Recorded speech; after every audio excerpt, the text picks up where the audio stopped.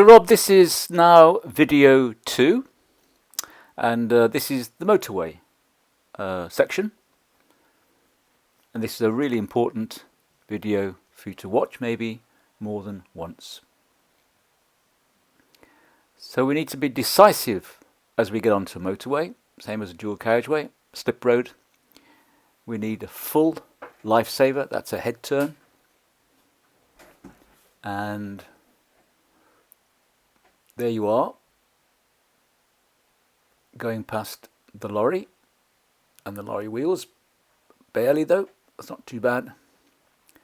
And notice what I'm doing is I'm waiting until this car's gone past so I can move out to keep an empty lane.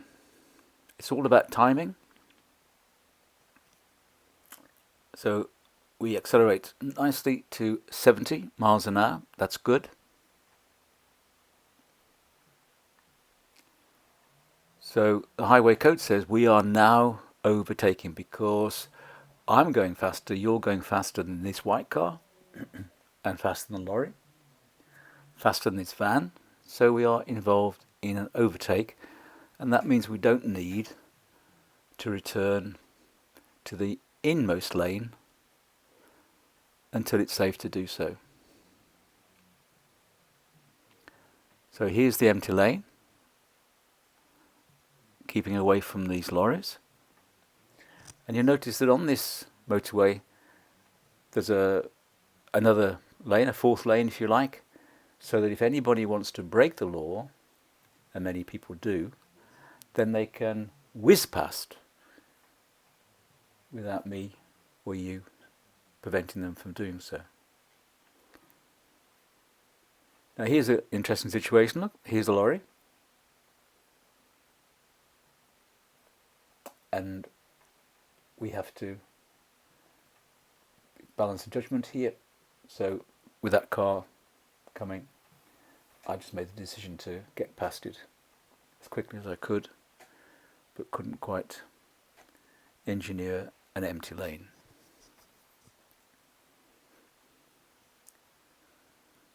But I can now. So I'm moving. I'm going to wait until this car, look, has gone past the lorry. Then I can go past the car. There you go.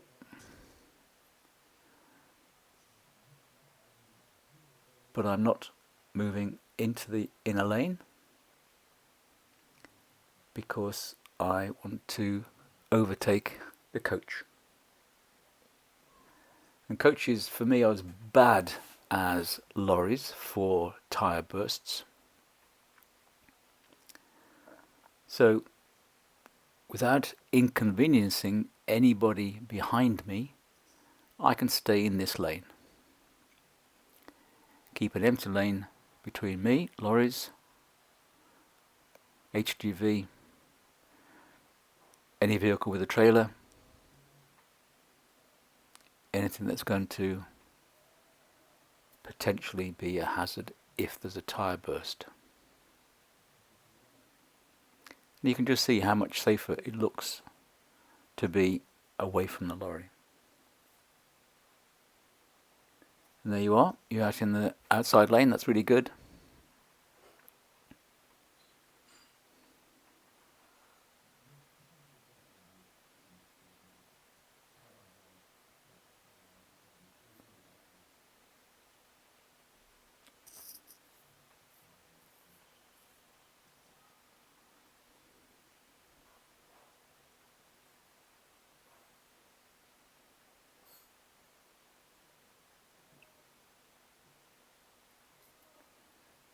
So you can see the vehicles lining up, and I'm getting past quickly, look. So I'm not cruising alongside any other vehicle. We call that riding from gap to gap.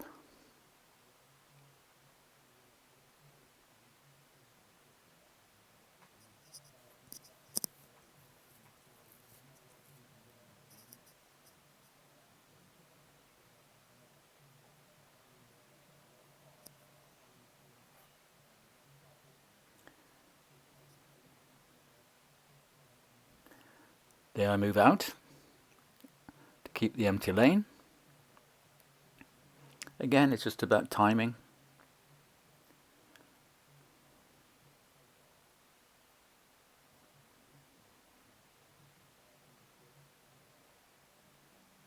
Moving back in when I've gone past the lorry. And you can see the space around me to the left and to the right.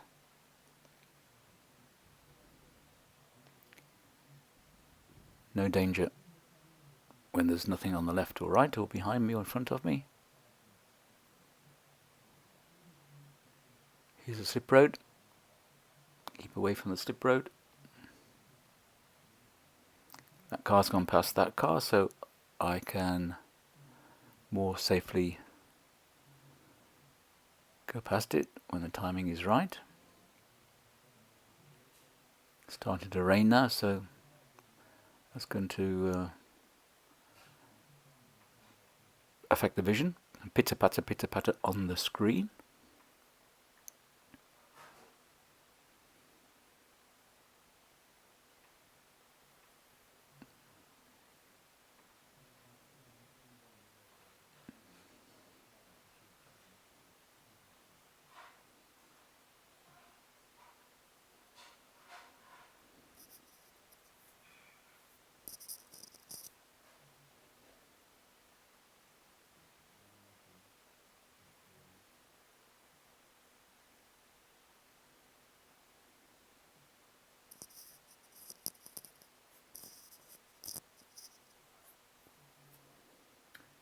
So this car's going past the lorry, and I'm waiting until, yeah, I need to get a move on because that lorry's overtaking the white car.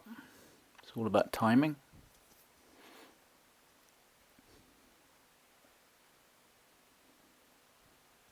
You've gone back to be close to the lorry, look.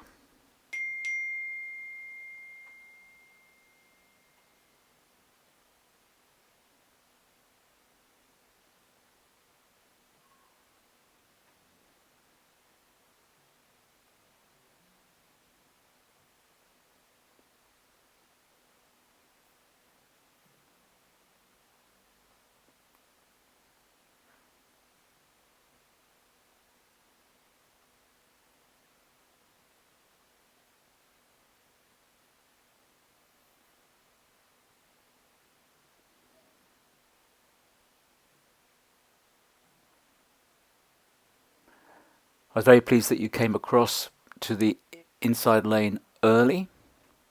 That's a really good thing to do. Examiner would be very happy with that. I'm very happy with that.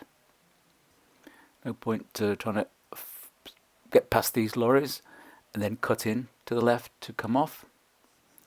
So I'm very happy with that. And then we need to indicate to come off at the 300-yard marker. Again, read the highway code. So the 300-yard marker will be coming up soon. Not all junctions have them anymore, sadly.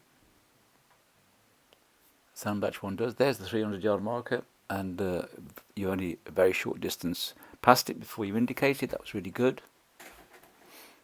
That would be happy. Examiner would be happy with that, especially as there's nobody behind except me.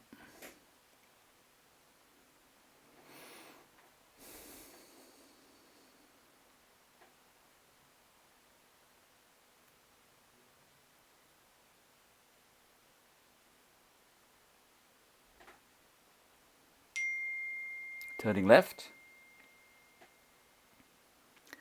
Main hazard from the right. Really good. Pick your point. Pick your time and go. That's good. Little shoulder check left. That's good. Indicate left to go left. Little open lane check. Brilliant. Really very, very good. You've got all the basics, so many of the basics you have in place. And then we go to 40 miles an hour. Don't ride in the middle of the road. See the crud? Keep to the left slightly or to the right slightly. There you are. Don't ride in it. We don't ride in the crud because it's got bits of metal, drawing pins, broken nails, all sorts of stuff. That's why it's called the crud. That's what damages your tyres. So we ride just to the left, just to the right. The only time we ride in the crud is if it's icy and snowy. The rest of the time we ride just to the left or just to the right.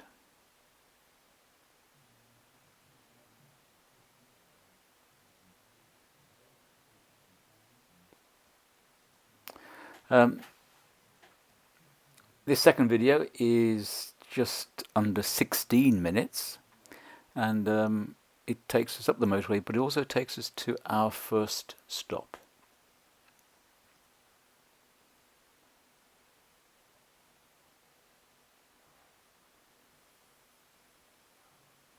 I was thinking about whether to keep the motorway ride separate, but I don't think that's necessary. This one's only 16, less than 16, so it's manageable. Hazard on the left, move away from it, that's perfect. Slow on the road, they often put slow on the road for a reason. And here you are, look, you are where you were, to the right, near the solid white line for the right hand bend, till you thought about it. That's better. So you just right to crud for the left-hander, that's perfect.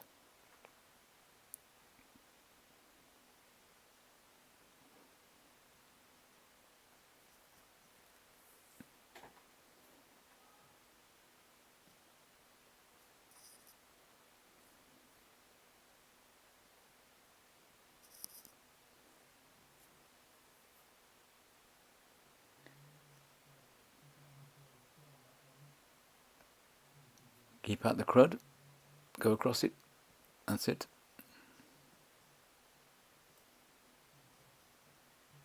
So your positioning really isn't too bad, it's kind of 70% there. Just a few times when you were the wrong side as you approach the bend. But it won't take you long to correct that now.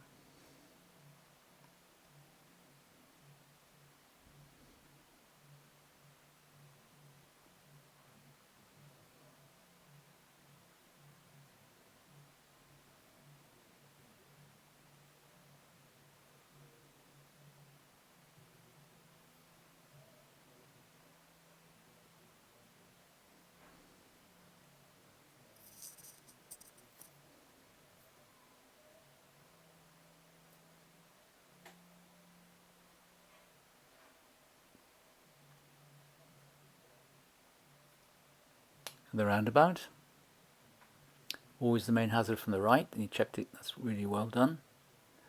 Check to the left, yeah. Potholes,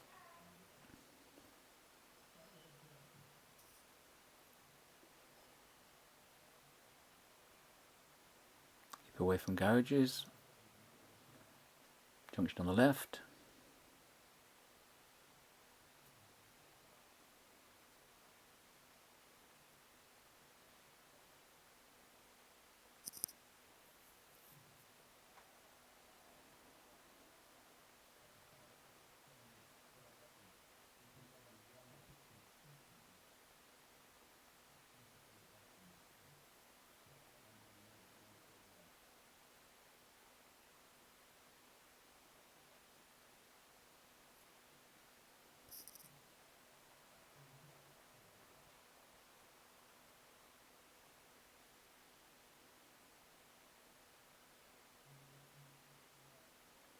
So just over a minute before we get to the location where we stopped. And as you see, not too much learning between the motorway and where we stopped.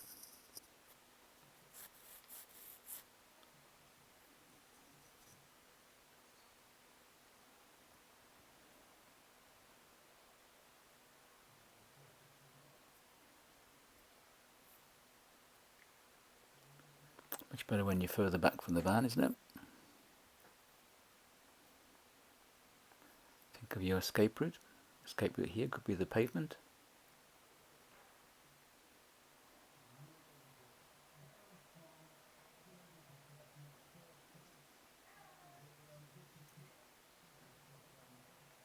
here we are.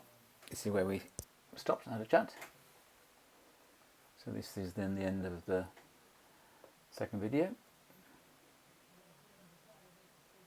Lots of good things. Most of the basics in place, which is really encouraging. And here we are. Well done.